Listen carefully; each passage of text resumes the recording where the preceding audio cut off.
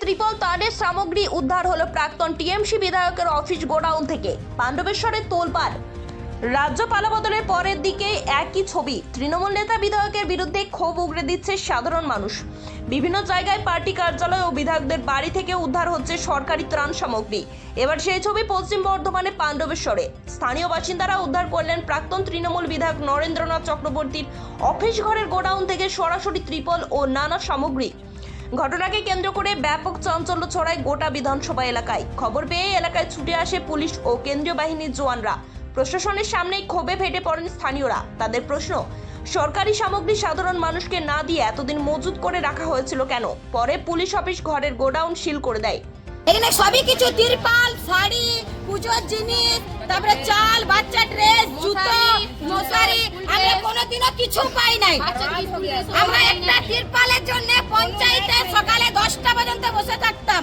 বলতো তিরপাল আসে না, চলিতার পাসমান বলতে গেলে বলতো এখন বাড়ি যাও, পরে আসবে। এখন একটা সিগনেচারের জন্য সারা দিনটা বসে থাকতাম। কোনো কাজ যদি পড়তো তো তবু করে দিত না আমাদেরকে।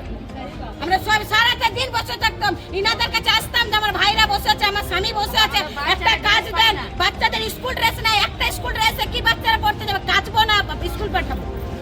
ওসব কিছু দেয়নি। সব কিছু এখানে স্টকে, নরেশ চক্রবর্তীর স্টকে সব ভরা রয়েছে। 2-5টা রুমে গাড়া গাড়া জিনিস স্টক রয়েছে। পুরনো বিধায়ক নরেশ চক্রবর্তী, চরিত্র পাসওয়ান, এরা সব এই গোদামে মাল রেখেছে। গরিবের কোনোদিন পায়নি।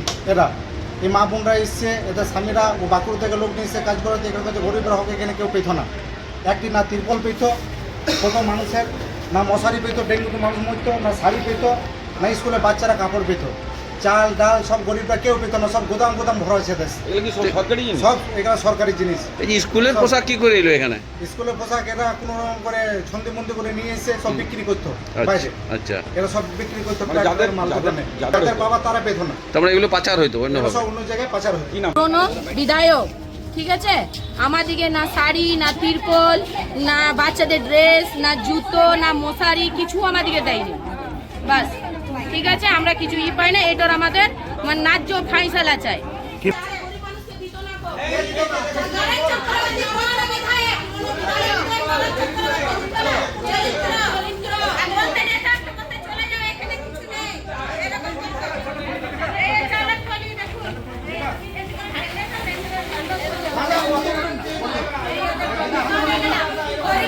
বড় প্রশ্ন একটাই, গরিব মানুষের ত্রাণ কেন মজুদ ছিল প্রাক্তন বিধায়কের গোডাউনে? এটা কি শুধু পাণ্ডবেশ্বরের ঘটনা? আপনার এলাকায় এমন হয়েছে কি? কমেন্টে জানান। তদন্তের আপডেট পেতে সাবস্ক্রাইব করুন ননস্টপ এক্সপ্রেস টিভি।